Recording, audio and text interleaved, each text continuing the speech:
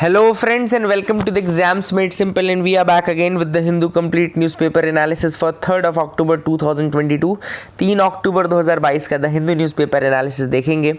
Analysis शुरू करते हैं सबसे पहले फ्रंट पेज की न्यूज़ आइटम्स के साथ। उससे पहले मैं आपसे रिक्वेस्ट करूंगा कि अगर आपको वीडियो पसंद आता है, कंटेंट अच्छा लगता है, तो please do like the video and do share it among your friends as well.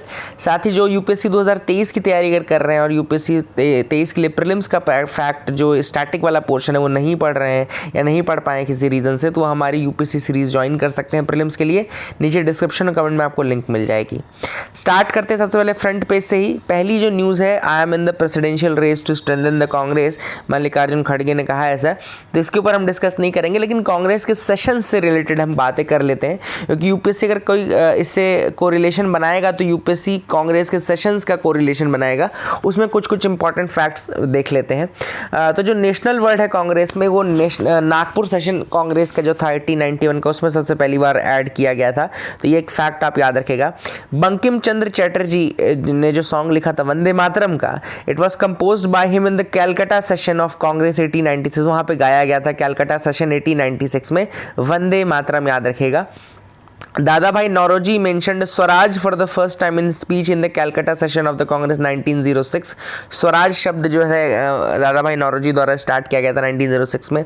इसके अलावा first partition of the Congress, जो कि ऑब्वियसली आप सबको पता है 1907 सूरत सेशन में हुआ था, एंड उस समय जो प्रेसिडेंट थे वो थे रास बिहारी बोस। 1907 में हुआ था सूरत सेशन का, सूरत स्प्लिट भी बोला जाता है इसको।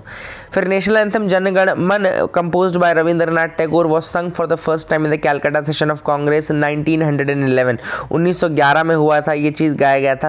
And the divided function of the Congress जो यूनाइट हुआ था, मतलब कि मॉडरेट और एक्सट्रीमिस्ट और आपके कहना चाहिए ये ऑल इंडिया मुस्लिम लीग के साथ इनका जो मेल हुआ था वो 1916 में हुआ था, जिसको हम बोलते हैं लखनऊ सेशन 1916 का, है ना। बहुत इंपॉर्टेंट है। एसी मजूमदार उस समय, I think AC Majumdar ji थे उस समय कांग्रेस के प्रेसिडेंट।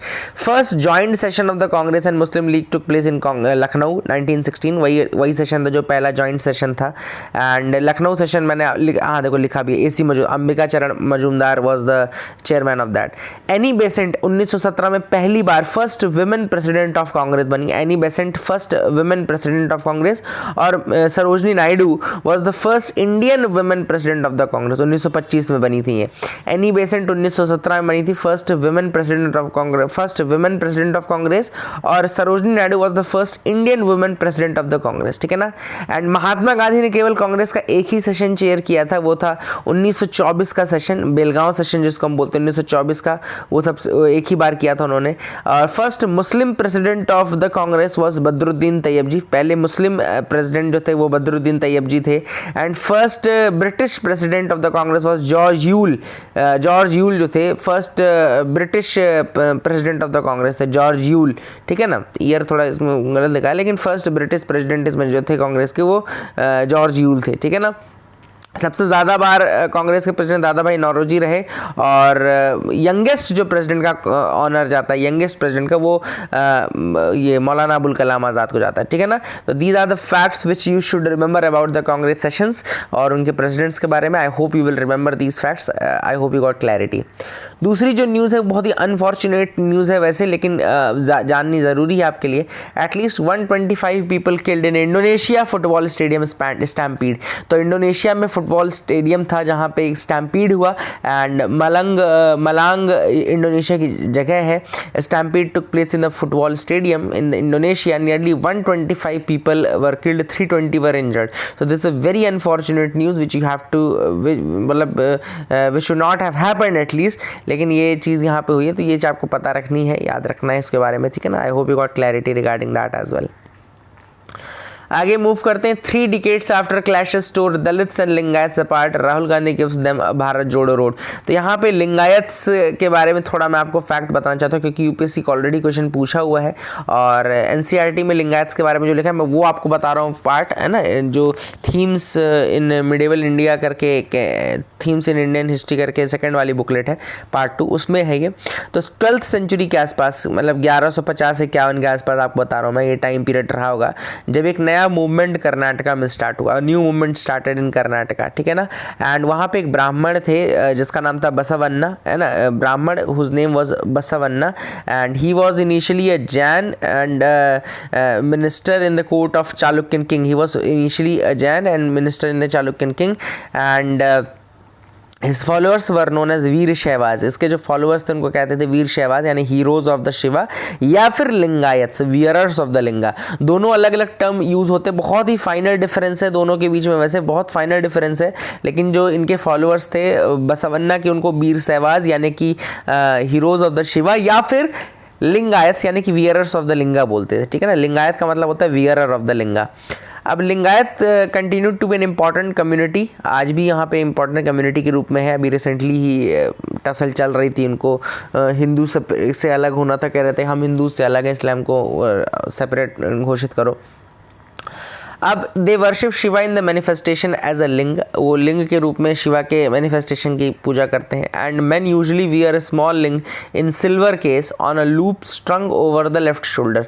तो लेफ्ट शोल्डर के ऊपर लूप स्ट्रंग रहता है, उसके ऊपर उन्होंने वो सिल्वर केसिंग के अंदर स्मॉल लिंग वो वियर करते हैं. Those who are revered include the Jangama और वैंडरिंग मॉन्क्स. उनको जंगमा, कई जंगमाज और वैंडरिंग मॉन्क्स आपको पता होगा जो लिंगायतिज्म को फॉलो करते हैं. अच्छा, एक इनकी जो फिलॉसफी है बहुत इंपॉर्टेंट है, इसको जरूर लिख लीजिएगा अपने नोट्स में अगर आप लिख रहे हैं तो. लिंगायत्स बिलीव करते हैं कि डेथ के बाद जो डिवोटी है वो यूनाइट हो जाता है with the Shiva. Very important to understand that कि डेथ के बाद जो डिवोटी है it gets united with the Shiva and will not return to the world. इसका मतलब क्या हुआ कि ये रीबर्थ में विश्वास नहीं रखते. They do not believe in rebirth. क्यों?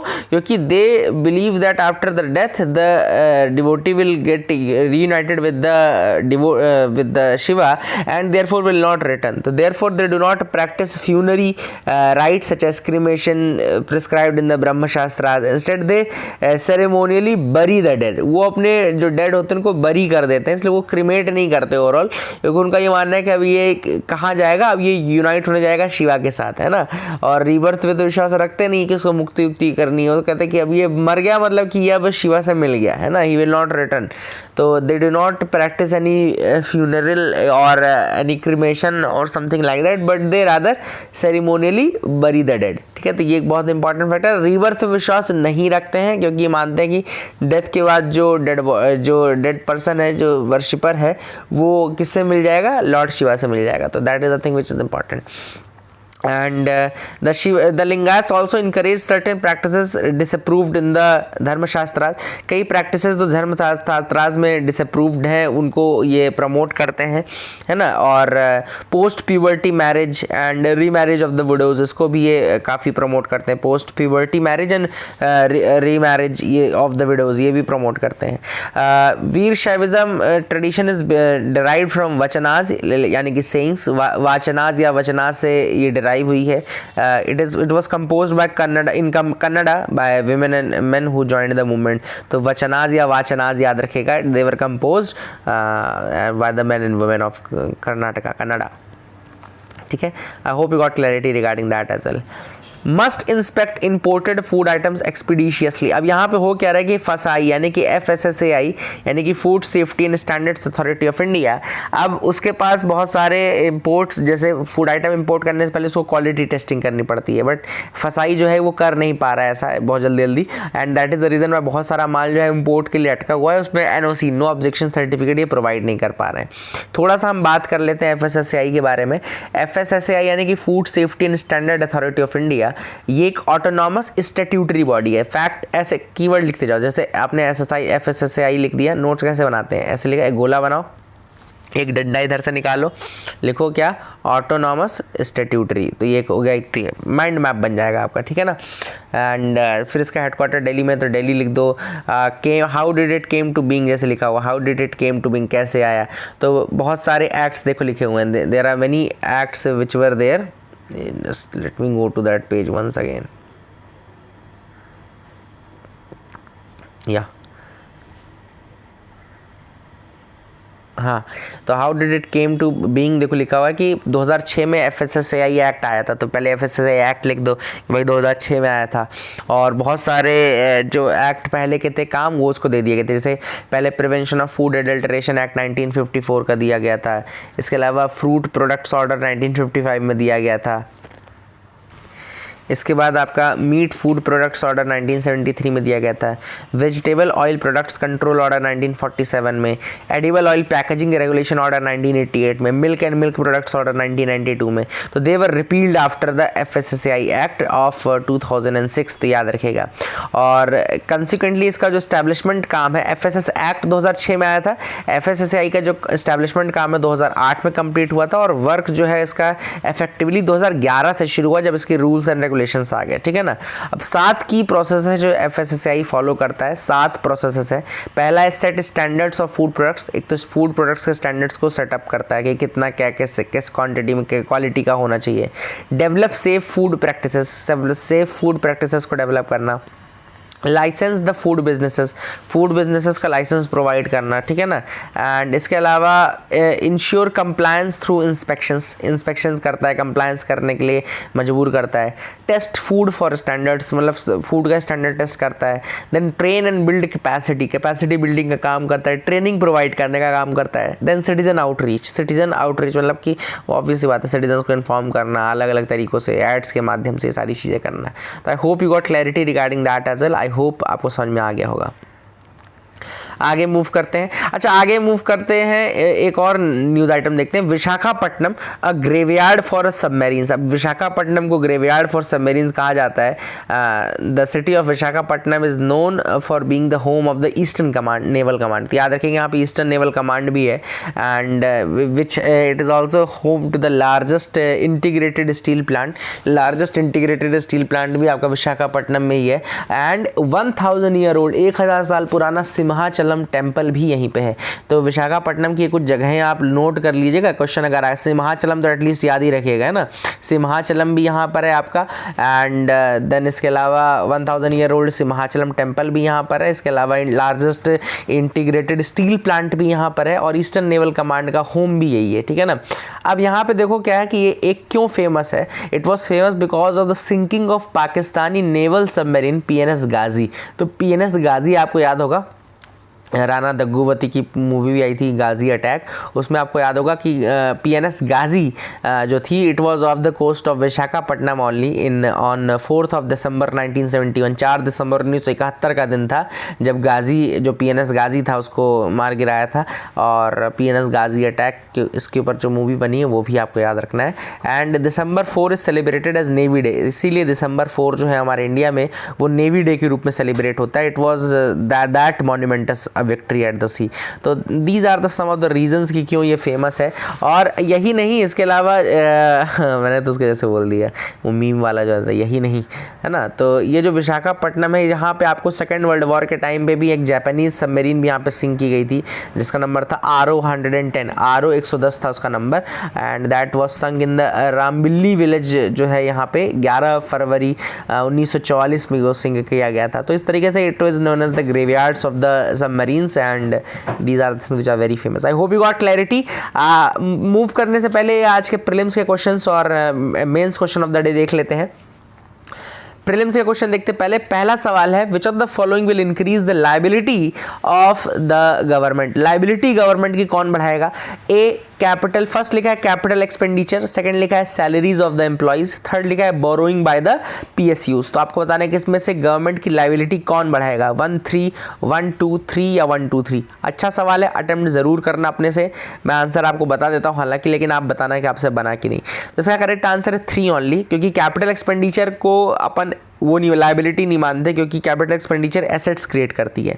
दूसरा आपका सैलरीज जो है वो रेवेन्यू एक्सपेंडिचर का पार्ट है, और revenue expenditure neither creates assets not reduces any liability है, ठीक है ना, ये भी है। देन आपका तीसरा है बोरोइंग बाय द PSUs। अब रेवेन्यू एक्सपेंडिचर तो वैसे भी ऑनगोइंग ऑपरेशंस के लिए होते हैं, there for the ongoing operation. Borrowing by the PSUs, हाँ PSU अगर कुछ बोरो कर रहे हैं एक्स्ट्रा तो ये फिर आपका लायबिलिटी को इंक्रीज करेगा डेफिनेटली। तो that is the answer here. दूसरा सवाल मूव करते हैं, देखते हैं। Second question is recently which one of the following states have been declared first Har Ghar Jal certified state. कौन सा स्टेट है जो कि हर Ghar Jal certified state declare हुआ है? केरला, तमिलनाडु, गोवा या Gujarat? The correct answer for this will be C, Goa. ये मैंने आपको पढ़ाया भी था, अगर आपको याद हो तो। With reference to Tasmanian tiger, consider the following statement। तो तस्मानियन टाइगर के रेफरेंस में क्वेश्चन है। फर्स्ट स्टेटमेंट कह रहा है it is listed as critically endangered under the IUCN red list. IUCN red list के अंतर्गत ये क्रिटिकली इंडेंजर्ड स्पीशीज में आता है। सेकंड कह रहा है it was the only animal in the thylacinidae family to survive in the modern times. तो which of the following is the correct statement? तो पहला स्टेटमेंट तो देखो रॉन्ग है, क्योंकि ये एक्सटिंक्ट है ना कि क्रिटिकली इंडेंजर्ड। दूसरा स्टेटमेंट सही है, it was the only animal in thylacinidae family to survive in the modern times. 1936 में ये एक्सटेंट हुआ था। तो I hope you got clarity. और आज का अगर आपको मेंस क्वेश्चन लिखना है तो मेंस क्वेश्चन आप लिख सकते हैं कमेंट सेक्शन में भी, और आप लिख सकते हैं जो मैंने वेबसाइट में भी इसको ऐड कर दिया है। तो आज का मेंस क्वेश्चन है कि which of the principles of Mahatma Gandhi, मतलब गांधी जी के कौन से प्रिंसिपल्स ऐसे हैं जो आज भी रेलिवेंट है। Which of the principles of Mahatma Gandhi are relevant even today, ठीक है ना। तो इसके ऊपर आपको आंसर लिखना है, और नीचे डिस्क्रिप्शन कमेंट में मैं आपको मेंस आंसर राइटिंग पेज की लिंक भी दे दूंगा, वहाँ पे आप अपलोड भी कर सकते हैं लिख करके। और अगर आप यूट्यूब में लिखना चाहते हैं तो आप यूट्यूब में नॉर्मली लिख भी सकते हैं, ठीक है ना। तो I hope you got clarity. आगे मूव करते हैं, एडिटोरियल पार्ट पे आते हैं। तो आज का एडिटोरियल है पहला, choose safe surrender over infant abandonment. Very sorry, choose safe surrender over infant abandonment. अब ये जो आर्टिकल लिखा गया है, ये लिखा है regarding the abandonment of the child. अभी रिसेंटली तमिलनाडु में एक 2 साल की बच्ची थी जिसको उसकी माँ छोड़ के चली गई, ठीक है ना। एंड अब कारण क्या था? ऑब्वियसली जो भी कारण रहा हो, कि पॉवर्टी कारण रहा हो, या हस्बैंड का काम ना करना, या हस्बैंड का शराब पीना, जो भी कारण रहा हो, but the child was abandoned, है ना। तो यहाँ पे ऑथर ने यानी कि सर ने कहा है कि भैया आप सेफ सरेंडर करो, वो ज़्यादा बेटर है रादर देन अबैंडन करो। Safe surrendering is much better than abandoning, ठीक है ना। तो सबसे पहली बात तो यही है, the moot question in this is if the child's biological parents और the guardians do not want to और they feel that they are unfit to raise the child, why do they abandon the child, specially when there is no so many people in the India who are willing to adopt the children. भैया India में तो बहुत सारे लोग हैं जो adopt करना चाहते हैं, और बहुत सारा मैकेनिज्म भी है जो कि अडॉप्ट करने के लिए प्रमोट करते हैं, जैसे कि चाइल्ड वेलफेयर कमिटीज़ बनाई गई हैं, है ना, जो कि कॉन्स्टिट्यूट की गई है under the juvenile justice care and protection children act 2015 में एक्ट के अंतर्गत ये चाइल्ड वेलफेयर कमिटीज़ बनाई गई हैं जो कि यही सारा काम करती हैं। तो आप अबैंडन क्यों कर रहे हो जब आपके पास एक ऑप्शन है कि आप सरेंडर कर सकते हो सेफ कस्टडी में, और बहुत सारे लोग इंडिया में जो है जो अडॉप्ट करना चाहते हैं। एग्जाम्पल ऑथर ने दिया है कि अगर आप कारा यानी कि सेंट्रल अडॉप्शन रिसोर्स अथॉरिटी का पोर्टल देखें तो लगभग 2991 इन कंट्री अडॉप्शन हुए थे 2021-22 में, 2991 in country adoption and 414 inter country adoption हुए थे 2021-22 में, ठीक है ना। तो ऑथर ने वो चीज बताई। अब ऑथर कहता है an abandoned child means a child who is deserted by being biological or adoptive parents or guardians, while a surrendered child is relinquished on accounts of physical, emotional and social factors beyond their control, ठीक है ना। तो abandoned child और surrendered child में difference होता है। abandoned child मतलब एक deserted child है, एंड वहीं पे surrendered child जो है it is relinquished on accounts of physical, emotional और social factors, ठीक है ना। अब जुवेनाइल जस्टिस एक्ट एक बहुत इंपॉर्टेंट चीज बोलता है, this is a very important thing which the juvenile justice act says. वो कहता है कि no first information report, no FIR shall be registered against any biological parent. कोई भी FIR नहीं की जाएगी against the biological parents who are in the process of, मतलब कि जो या तो अबैंडन कर रहे हैं या सरेंडर कर रहे हैं, उनके अगेंस्ट कोई FIR भी नहीं की जाती है। तो एक बहुत इंपॉर्टेंट चीज़ है, क्यों नहीं की जाती? पर्पस इसका ये रहता है कि भैया पहले पुलिस क्या करती है, पहले ढूंढती है उसके पेरेंट्स को या गार्जियंस को, और कोशिश करती है कि बिना किसी क्रिमिनल एक्शन के इनिशिएट किए हुए वो उसके बच्चे को उसके सेफली उसके पेरेंट्स तक पहुँचा दे। इसीलिए कोई FIR या कोई क्रिमिनल एक्शन का प्रोसीजर नहीं है इसमें। तो जब आपके पास कोई ऐसी लाइबिलिटी है नहीं, आपको केवल किसी पब्लिक सर्वेंट या किसी गवर्नमेंट ऑफिस में जाकर के ये चीज़ बोलनी है ना, तो it is always advisable to surrender the child. And obviously बात है, अब बहुत लोगों को इसके बारे में ऑप्शन नहीं पता होगा या नॉलेज नहीं होगा, तो ऑथर ने वही सजेशन दिया है कि गवर्नमेंट को मेक श्योर करना चाहिए कि वो इसको अवेयरनेस जो है लोगों के अंदर, ये अवेयरनेस को फैलाएं। एंड ये किसको बताएं, या आप आंगनवाड़ी वर्कर्स को, आशा हेल्थ एक्टिविस्ट जो रहती है उनको बताएं, है ना, दाई मास जो रहती है उनको बताएं, ताकि वो जाके इन्फॉर्म करें। उनको पता भी रहता है कि कौन किसको अबेंडन कर रहा है, कौन नहीं कर रहा है। तो आप इस चीज को गांवों में प्रमोट करें और बताएं कि भाई ऐसी चीजें हैं, है ना। और इसके अलावा एक ऑथर ने बहुत अच्छी चीज बताई कि भाई अभी रिसेंटली देखा होगा आपने, ये केसेस उनकी बहुत जगहों पे जहाँ अनमैरिड वुमेन होंगी, लड़कियां होंगी जो कि सिंगल होंगी, और इस तरह से अनवारंटेड प्रेगनेंसी आ गई, तो ऐसे में आप क्या करोगे, ऐसे में बहुत ज्यादा केसेस आपको अबेंडनमेंट के दिखेंगे। लेकिन आपको वहां पे अबेंडन नहीं करना है, rather you can do surrender, just inform the CWC, inform the child welfare committee, then they will do the rest, है ना। तो ऑथर ने वही की कि अवेयरनेस जो है वो की है, और आप आशा वर्कर्स को दाइज माँ के थ्रू, इन सब के थ्रू एक एजुकेशनल प्रोग्राम बढ़ाओ और लोगों को बताओ इसके बारे में। इसके अलावा CWC के पास अगर आपको सरेंडर करना है, तो आप किसी भी पुलिस ऑफिसर, किसी भी पब्लिक सर्वेंट, किसी भी चाइल्ड लाइन सर्विस को जा करके आप बता दो, किसी भी रिकॉग्नाइज्ड NGO को जा करके बता दो। आपको मैंडेटरी है, जैसे ही आपने उसको बताया तो उनके लिए मैंडेटरी कि 24 घंटे के अंदर वो रिपोर्ट करें उस इवेंट को to the child welfare committee. तो उनके अंदर एक मजबूरी है, फिर अगर उन्होंने इन्फॉर्म नहीं किया तो उनके अगेंस्ट क्रिमिनल एक्शन भी हो सकता है। तो that is the thing which the author says कि भाई आप जाके बताएं और अबैंडन करने की जगह आप इनको सरेंडर करें, ताकि इनकी प्रॉपर देखभाल हो सके। दूसरा एडिटोरियल है Mahatma Gandhi the peace maker. अब ये आर्टिकल लिखा गया है कि किस तरीके से Mahatma Gandhi was a staunch believer in non violence and peace को किस तरीके से उन्होंने प्रमोट किया। और रशिया और यूक्रेन के इवेंट को देखते हुए आज भी लग रहा है कि अगर ये चीज़ महात्मा गांधी के टाइम पे होती तो ज़रूर इनका जिसका कुछ ना कुछ नॉन वायलेंट कोई पीसफुल मेथड निकालते हैं महात्मा गांधी, है ना। एंड तो यहाँ पे जैसे जो आज मैंने क्वेश्चन भी आपसे पूछा है उसमें भी आप थोड़ा इसका यूक्रेन और रशिया वॉर का एंगल निकाल करके नॉन वायलेंस और पीस के लिए आप लिख सकते हैं, इंटरनेशनल पीस के लिए। अब महात्मा गांधी का एक बहुत इंपॉर्टेंट है, मतलब उन्होंने एक लेटर लिखा था, इसमें उन्होंने लिखा था यहाँ पे देखो, if God holds me to be an pure instrument for the spirit of non violence. उन्होंने कहा था कि मैं ये मानता हूँ कि भगवान ने मुझे नॉन वायलेंस को प्रमोट करने के लिए भेजा, and that was the thing. वो अपने आप को रिस्पॉन्सिबल समझते थे कि वो नॉन वायलेंस को प्रमोट करने के लिए रिस्पॉन्सिबल हैं, और उसको वो उसी के मेथड के थ्रू, जिसलिए सत्याग्रह का जो उन्होंने मेथड निकाला था that was also very non violent method, है ना। And this explains a great deal on Mahatma Gandhi psychology as a moral leader at the times of war. He was a moral leader at the times of war. हालांकि हम war में ये मानते हैं कि morality जो है वो कहीं और घास चरने चली जाती है वॉर के टाइम पर, लेकिन महात्मा गांधी जो थे he was looking the things through the glass of morality only, and it shows clearly that he was the man of peace who beyond the violent values of the time could struggle for non-violence and dialogue among nations। तो ये उस समय के लोग हैं जहाँ पे जब वर्ल्ड में पूरे वायलेंस मचा हुआ था, फिर भी उसके बीच में जैसे कीचड़ में कमल खिलता है, वैसे ही इस पूरे वायलेंट वर्ल्ड के बीच में एक नॉन वायलेंट परमात्मा के रूप में ये इनका अवतरण हुआ था, एक तरीके से आप मान सकते हैं महात्मा गांधी का, जो कि हाईली था।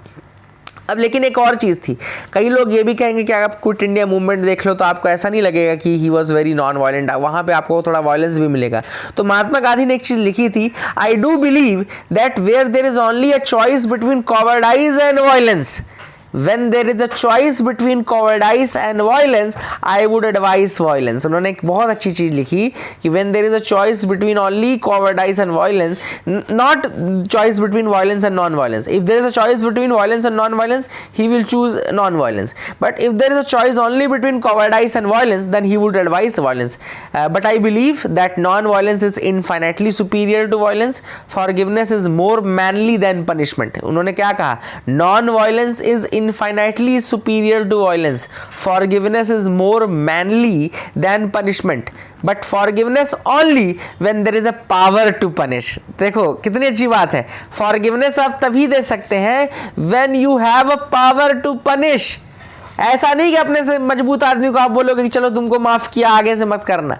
आप किसको बोलोगे तुम्हें माफ किया? अपने से कमजोर व्यक्ति को बोलोगे। जब वो आपको मार दे और आप उसको बोल दो कि चलो ठीक है तुमको माफ किया, तो फिर आप मैनली दिखोगे, है ना। तो महात्मा गांधी बहुत क्लियरली बोलते, forgiveness is only possible when there is a power to punish.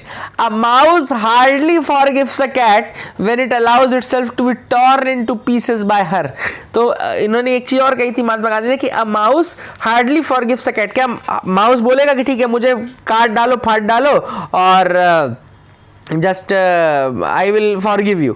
Mouse तो ऐसा नहीं बोल पाता। क्यों नहीं बोल पाता? ऑब्वियस सी बात है, क्योंकि वो इतनी, उसको पावर ही नहीं होल्ड करता इतनी, है ना। So that is the thing which is there, and ये आपको याद रखना है। And but I do believe not only India to be a helpless creature, only I want to us India, I want to use India's and my strength for a better purpose. तो महात्मा गांधी ने कहा था India की जो strength है वो better purpose के लिए यूज होनी चाहिए, इसलिए forgiveness, non violence should be the key aspect of that, है ना। तो ये आप याद रख सकते हैं। कई लोग इनको अपोज भी कहते हैं, जैसे हैना आर्डेंट का कहना था कि if Gandhi is enormously powerful and successful strategy is non violence, then अगर ये दूसरे टाइम में जैसे स्टालिन रशिया के टाइम में यूज करे, या हिटलर के टाइम में जर्मनी में यूज करते, या जापान में प्री वॉर जापान में यूज करते इंस्टेड ऑफ इंग्लैंड, तो आउटकम कुछ और होता डीकोलोनाइजेशन का, है ना। लेकिन आर्डेंट ने यही मतलब क्रिटिसाइज किया है कि ये ठीक है ब्रिटेन के अगेंस्ट चल गया, लेकिन रशिया, जर्मनी, इन सब के अगेंस्ट नहीं चल पाता, ठीक है ना। तो that is the thing. But Gandhi ji believed that in the absence of concrete ethical foundation the political could not function democratically and non violently. मतलब उन्होंने यही कहा था कि गांधी जी ने कहा, बिलीव करते थे कि absence of concrete ethical foundation जब नहीं रहता है, जब कॉन्क्रीट एथिकल फाउंडेशन नहीं रहेगा तो पॉलिटिकल भी उस समय डेमोक्रेटिकली या नॉन वायलेंटली काम नहीं कर पाएगी। एंड गांधी जी का जो मेन चीज़ था वो यही था कि मॉरल प्रोग्रेस होती रहनी चाहिए, चाहे वो पॉलिटिक्स हो, चाहे वो सोसाइटी हो, चाहे लोग हैं, उन सबकी मॉरल प्रोग्रेस होनी चाहिए। And that is the thing which was there. तो पॉलिटिक्स में भी मोरालिटी को इंक्लूड करते थे, नॉन वायलेंट मेथड को, स्ट्रेटजी को फॉलो करते थे। And while violence damages and undermines all life forms, non-violence uplifts them all, है ना। तो काफ़ी इंपॉर्टेंट चीज़ है, महात्मा गांधी ने कही थी कि वायलेंस जो है वो डैमेज करता है और अंडरमाइन करता है सभी लाइफ फॉर्म्स को, और नॉन वायलेंस जो है वो सभी को अपलिफ्ट करता है। तो these are the things which was said by Mahatma Gandhi only.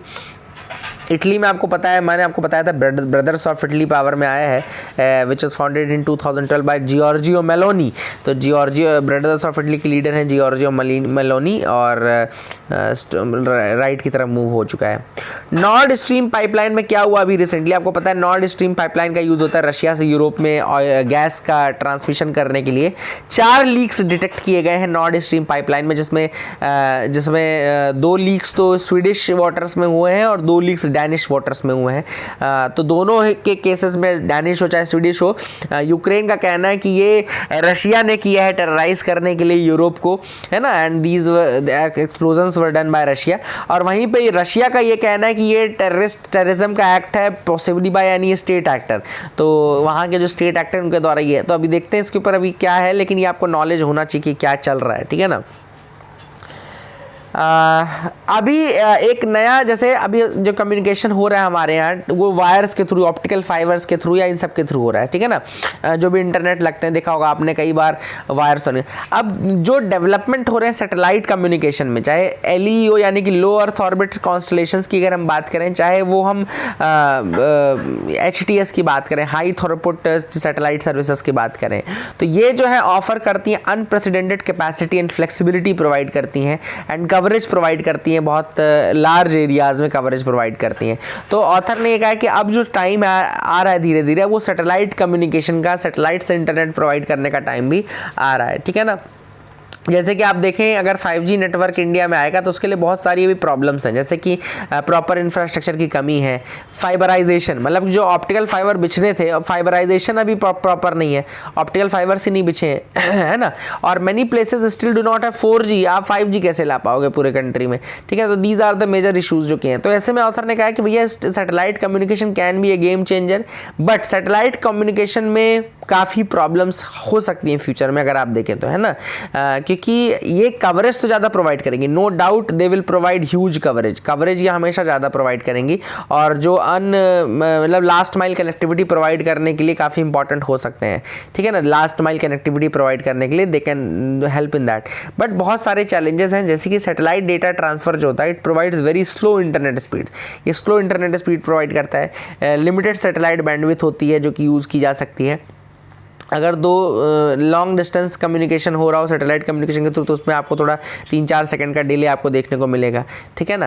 And इसके अलावा हमारे इन्वायरमेंट, हमारे आसपास की सराउंडिंग के ऊपर भी डिपेंड करते हैं। जैसे मान लो बहुत पेड़ पौधे लगे हुए हैं अगर आपके यहाँ, तो नेटवर्क टावर जो बहुत सारे सिग्नल्स हैं they will get absorbed in that, and इस कारण से वहाँ पर भी बहुत स्पीड या डिले का प्रॉब्लम आपको देखने को मिल सकता है। तो ऑथर ने वही कहा है कि थोड़ा बहुत प्रॉब्लम्स इसमें भी हैं, ऐसा नहीं है जो प्रॉब्लम्स है वो मैंने आपको बता दिया। आई hope you got clarity regarding that. Champaran आपको पता होगा महात्मा गांधी के आने के बाद पहला ये उन्होंने उसमें पार्टिसिपेट किया था 1917 में। राजकिशोर शुक्ला का नाम आपको याद रखना है, राजकिशोर शुक्ला का नाम राजनारायण शुक्ला या राजनारायण शुक्ला था शायद, जिन्होंने महात्मा गांधी को बुला करके ले गए थे।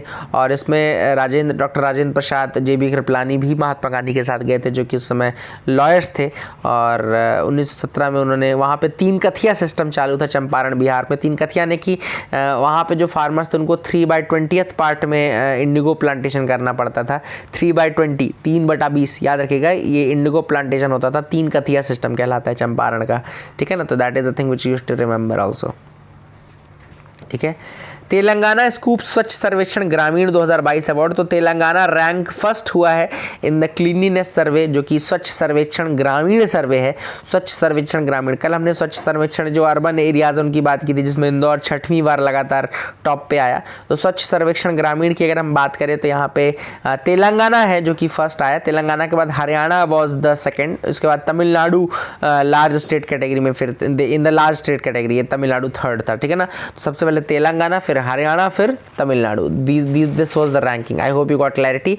स्मॉलर स्टेट्स एंड यूटीज अगर हम बात करें तो Andaman and Nicobar secured the first position, इसके बाद Dadra and Nagar Haveli second, then Daman and Diu, and फिर उसके बाद सिक्किम, ठीक है। तो ये रैंकिंग थी। एंड स्वच्छ सर्वेक्षण ग्रामीण है। 2014 में स्वच्छ भारत मिशन स्टार्ट हुआ था, उसके बाद से ये रैंकिंग निकलना शुरू हुई है। I hope you will remember that as well. So that is it for the day friends. I hope you like our video. Please like, share, subscribe, keep loving us, keep sharing us. Thank you, have a nice day.